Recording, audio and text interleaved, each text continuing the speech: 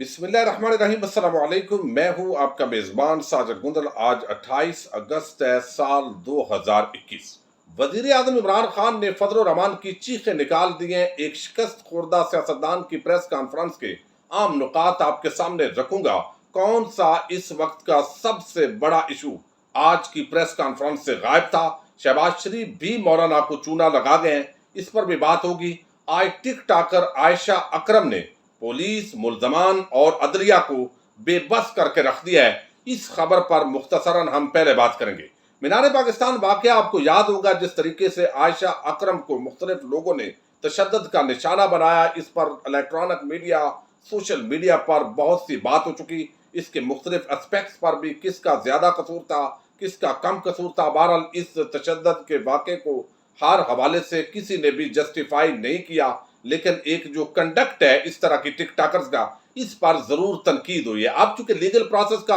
आगाज हो गया है, वहां से 28,000 से ज्यादा लोगों की जो कॉल्स हैं वो ट्रेस हुई थी, जिसमें 750 के करीब जो लोग हैं उनको मशकूक गर्दाना गया, मजीद छांटी गई और अब 155 के करीब जो मुल्जमान है वो इस वक्त गिरफ्तार है। और आज जो आयशा अकरम है उन्होंने जेल के अंदर पहुंचना था, कैंप जेल लाहौर के अंदर, ताकि वो शनाख्त परेड का एक लीगल प्रोसेस होता है उसको मुकम्मल किया जा सके और वो मुल्जमान को पहचान सके। अब ये बात बड़ी एक रियलिस्टिक है। हम देखते हैं जहां कहीं भी वाकया होता है तो इस तरह के वाकये के अंदर 15, 20, 10 लोग इन्वॉल्व हो सकते हैं। बाकी बहुत सारे ऐसे लोग होते हैं जो वहां पर एक तमाशाई के तौर पर खड़े होते हैं, और इतने लोगों को यकीनन एक लड़की को या लड़का भी हो तो उसके लिए पहचानना मुश्किल होता है। यही वजह है कि शायद वो सामना नहीं करना चाह रही, या मजीद वो समझती हैं कि इसको परसू नहीं करना चाहिए, मेरे लिए इसके अंदर थ्रेट्स हो सकते हैं। ये सारी चीजें अपनी जगह, लेकिन उनको एक जो है वो शोहरत भी मिली जो अमूमन टिक टाकर्स को जरूरत होती है।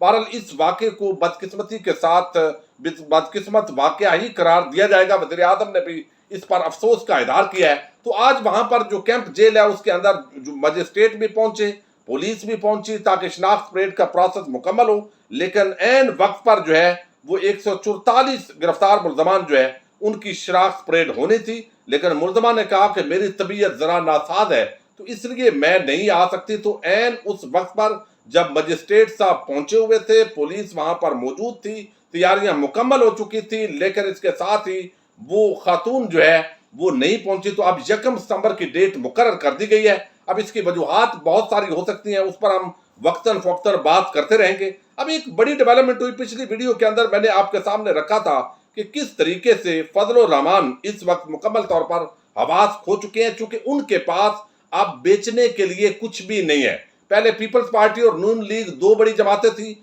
जिनके वो इस एक इत्तेहाद के सरबराह बने हुए थे। पीपल्स पार्टी और एएनपी अलहदा हुए, उसके बाद अब नून लीग रह गई है। नून लीग ऑलरेडी डिवाइड है, एक तरफ मरियम ग्रुप है, एक तरफ शहबाज शरीफ ग्रुप है। अगरचे खाने पीने में लूट मार के अंदर इनका इत्तेफाक है, लेकिन सियासत के अंदाज के अंदर एक फर्क है। एक समझता है कि हमें एस्टेब्लिशमेंट के सामने लेट जाना चाहिए, उनसे माफी तलाफी करनी चाहिए, कदम चूमने चाहिए। दूसरे कहते हैं कि नहीं, ये आपको कुछ भी नहीं मिलेगा, हम जरा धमकियां लगाएंगे फिर आप लेटेंगे तो इससे फायदा होगा। लेकिन अब हमने एक तो ये देखा कि आज जिस तरीके से एस्टेब्लिशमेंट और फौज के खिलाफ अमूमन पीडीएम के इजलासों के अंदर और बाद के अंदर प्रेस कॉन्फ्रेंस के अंदर इजहार ख्याल किया जाता है, तो बहुत सारे लोगों का, सिर्फ शहबाज शरीफ का ही नहीं बल्कि फजल रहमान और दीगर लोगों का भी सॉफ्टवेयर अपडेट हो चुका है, और उनको पता है कि हमने इन इदारों के साथ टकराना नहीं है। क्योंकि अहमद मीर जैसे मुतकब्बर सहाफी जो है उनके हालात भी इस वक्त सबके सामने है। लेकिन इस प्रेस कॉन्फ्रेंस के अंदर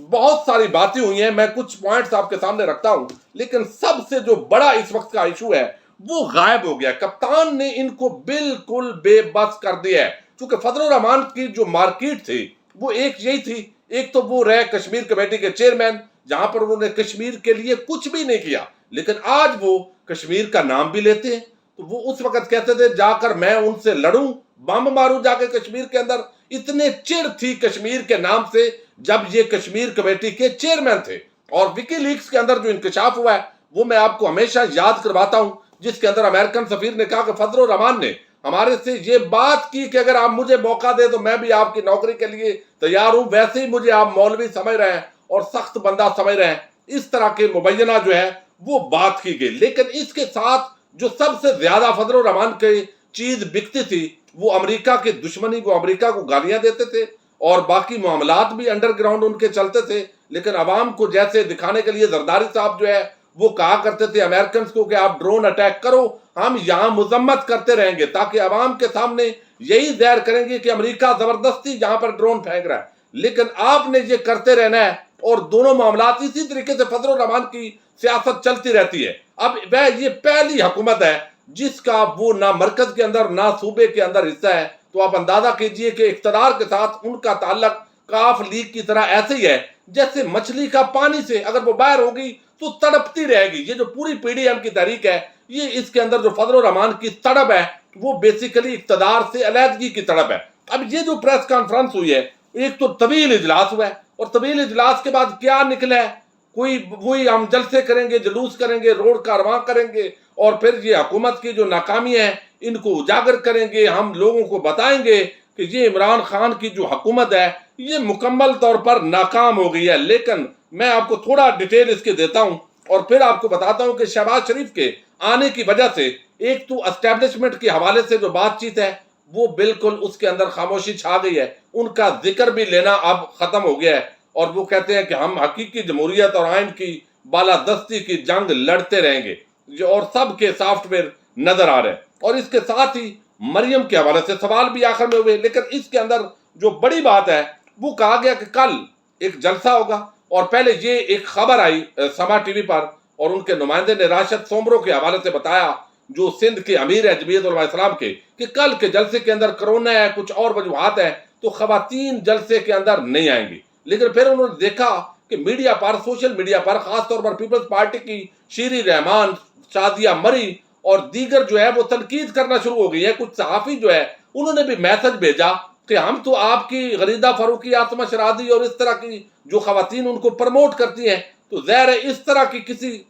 کئی لوگوں نے میسج دینا شروع کیے ٹویٹر پر کہ یہ آپ ظلم اور زیادتی کر رہے ہیں۔ تو انہیں محسوس ہوا کہ اگر خواتین تو ویسے ہی ہم نے دعوت نہیں دی ہوئی، کم ہی آئیں گی، تو نون لیگ کی چند ایک آئیں گی اور کچھ اور جماعتوں کی آ جائیں گی، ویسے ہی جو فضل الرحمان کی جماعت ہے اس کے جلسے میں تو خواتین نہیں ہوتی۔ تو انہوں نے کہا ہم کیوں اس کا اپنے اوپر بلیم لیں، تو ہم خواتین کو کہیں گے کہ دعوت دیتے ہیں۔ تو اب انہوں نے اس معاملے پر تو لے لیا یو ٹرن، لیکن فیصلے کیا ہوئے ہیں؟ انہوں نے کہا کہ ایک تو جو اس وقت اتنی طاقت ہے نہیں کہ اکیلے جنگ لڑ سکیں، جمہوری طریقے سے عوام کو سڑکوں پر نکال سکیں اس حکومت کے خلاف، حالانکہ اتنی مہنگائی ہونے کے باوجود بھی یہ اتنی پیاری اپوزیشن ہے، ان کا اتنا پرانا ٹریک ریکارڈ اچھا ہے کہ یہ بندے نکالنے کی پوزیشن میں نہیں ہے۔ اب یہاں پر انہوں نے کہا جی ایک تو کل تاریخی جلسہ ہوگا، بد امنی کے حوالے سے زیارت کراچی اور فیکٹری کا اور کچھ واقعات جو ہوئے ہیں ان پر ہم مذمت کرتے ہیں، اور انہوں نے کہا ہم جلسوں کا جال بچھا دیں گے،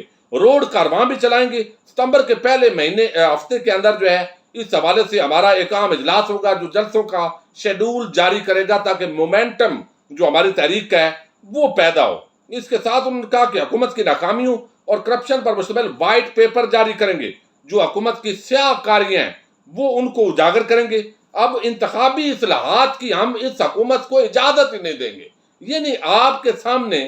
ایک ای وی ایم کا منصوبہ لے کر آئی ہے یہ حکومت، اور میں یہ سمجھتا ہوں کہ یہ جو الیکٹرانک ووٹنگ مشین کا ایک حکومت لے کر آئی ہے منصوبہ، اور پریکٹیکل انہوں نے کروایا الیکشن کمیشن کے ممبران کو بھی، اور دوسری طرف جو ہے اس پر کوشش ہو رہی ہے کہ انتخابی اصلاحات کے اندر یہ اتنے عام لوگ ہیں اس ملک کے نام نہاد جمہوری، اور پھر جب فوج ٹیک اوور کرتی ہے تو یہ سارے جمہوریت کے چیمپئن بنتے ہیں اور ساتھ شامل بھی ہو جاتے ہیں۔ اب یہاں پر ان کو پورے 3 سال سے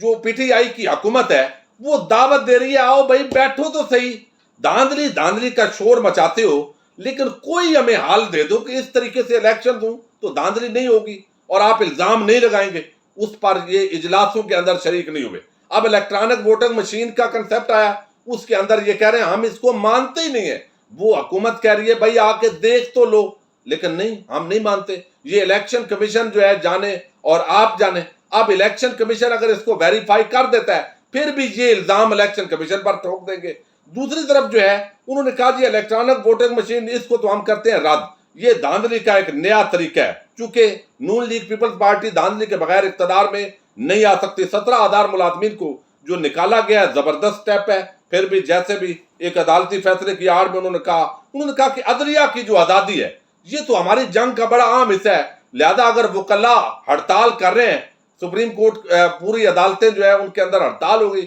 تو ہم حاضر ہیں آپ کو خدمات دینے کے لیے، چونکہ ہمیں بھی اس طرح کے بندوں کی ضرورت ہے اور ہمارے کہنے پر تو بندہ کوئی نکل نہیں رہا، تو وکلاء کی اس تحریک کی ہم حمایت کرتے ہیں۔ یہاں ایک معاملہ ہے وکلاء کا اور سیاسی جماعتوں سے ان کا بھی تعلق ہوتا ہے، آپ کو علم ہے جسٹس محمد علی مدر کی جو اپوائنٹمنٹ ہے اس پر ان کا ہڑتال ہو رہی ہے۔ اس کے ساتھ انہوں نے کہا یہ جو صدر مملکت کا خطاب ہونے جا رہا ہے، حامد میر اور ان کا پورا ٹولہ جو اس وقت میڈیا اتھارٹی ڈیولپمنٹ اتھارٹی کا بل آ رہا ہے، اس کی ہم بھی مخالف ہیں، یعنی بل پڑھا بھی نہیں ہے، اس کا حوالے سے کوئی تجاویز بھی نہیں دی، حکومت تجاویز مانگ رہی ہے، کچھ بھی نہیں ہے، بس اندھے ہو کر بغیر کسی دلیل کے الیکٹرانک ووٹنگ مشین کی مخالفت، وکلاء کے معاملے کے اندر بغیر کسی دلیل کے شمولیت بغض عمران کے اندر، اور اب وہ کہتے ہیں کہ یہ میڈیا جو ڈیولپمنٹ اتھارٹی بل ہے یہ بھی ہم بغیر پڑھے سمجھے ڈیبیٹ کیے، بس ہم چونکہ صحافی ہمارے خدمت گزار ہیں ان میں سے زیادہ، تو اس لیے ہم اس کے جو ہے وہ مسترد کرتے ہیں، اور صدر کا خطاب ہوگا اور ہم اندر اسمبلی کے اور باہر آپ کے ساتھ دینگا مشتی کریں گے، احتجاج کریں گے۔ تو یہ چند ایک چیزیں تھی۔ اب جو چیزیں ایکسپیکٹیشن تھی شہباز شریف کے ساتھ کہ شہباز شریف زیادہ گفتگو کریں گے، شہباز شریف بھی میڈیا کو ایڈریس کریں گے، 2-3 اس کے اندر سوالات کیے گئے مریم کے حوالے سے اور انہوں نے ادھر ادھر کی کر دی، شیخ حرم شیخ رشید کے حوالے سے کہا میں جواب نہیں دینا چاہتا، تو وہ اس پر زیادہ بولے ہی نہیں ہیں، تو انہوں نے آگے کر دیا ہے فضل الرحمان کو، کل جو کچھ فضل الرحمان نے بولنا ہے جب وہ پورا نہیں ہونا تو وہ اس کے کندھے پر ہوگا، اور جب بھی وقت آئے گا تو یہ تو درمیان کے اندر سے نکل جائیں گے۔ تو شہباز شریف جو ہے بیسیکلی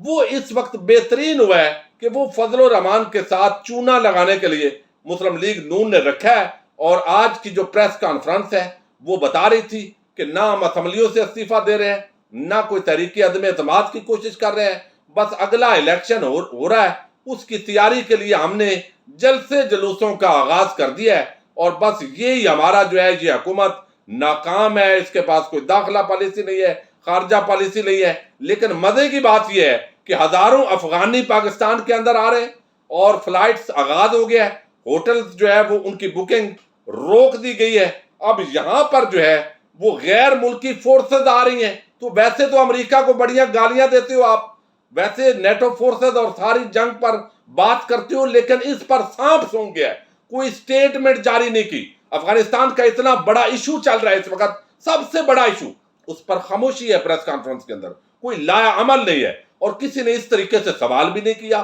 کوئی زیادہ بولڈ قسم کا، اور کہ اتنا عام ایشو ہے افغانستان کے اندر۔ بھائی حکومت کو کیا کرنا چاہیے، حکومت کی پالیسی کیا ہونی چاہیے، اپوزیشن کی جو یہ تجاویز ہوتی ہیں اب ان کو پتہ ہے، ابھی ہم نہیں بولیں گے، اگر تو حکومت ہو گئی، یہ جو پورے معاملات ہو رہے ہیں جو ڈیولپمنٹس ہو رہی ہیں اس کے اندر حکومتی پالیسی اگر ہو جاتی ہے ناکام تو ہم میدان میں آ جائیں گے، دیکھو یہ ہیں ہی نالائق، یہ ہم تو پہلے ہی یہ کہتے تھے، بھائی آپ کہاں کہتے تھے، آپس میں مل کے کہتے تھے، بھئی اتنا بڑا افغانستان کے اندر چینج آئی ہے، پاکستان جو ہے وہ اس کا ہمسایہ ملک ہونے کی وجہ سے افیکٹ ہونا ہے، اور آگے اتنے لوگ پاکستان کے اندر داخل ہو رہے ہیں، یہ ایک ہماری حکومتی پالیسی ہے، تو آپ اپنی رائے کا ذرا پہلے اظہار کر دیں کہ آپ اس ملک کے اداروں یا حکومت کے ساتھ کھڑے ہیں یا آپ کی رائے اور ہے، تاکہ عوام کل کو یہ تجزیہ کر سکے کہ ایک موقع پر حکومت کا اسٹیبلشمنٹ کا جو فیصلہ ہے وہ غلط تھا، اور ہمارے زیرک جو یہ سیاستدان تھے، دانا لوگ، یہ بڑے زبردست تھے، لیکن اس پر گول مول کوئی بات نہیں، کل کو دیکھیں گے اگر وقت آئے گا تو اس کو اپنی سیاست کے لیے استعمال کیا جائے گا۔ بہرحال یہ ایک شکست خوردہ سیاستدان کی پریس کانفرنس تھی، اور شہباز شریف تو ادھر ادھر کی کر کے بس 2-4 جملے بول کے ان کو چونا لگا گئے ہیں۔ اب دیکھتے ہیں آگے کیا ہوتا ہے۔ اپنے میزبان ساجد گندر کو نیکسٹ ویڈیو تک کے لیے اجازت دیجیے، اللہ حافظ۔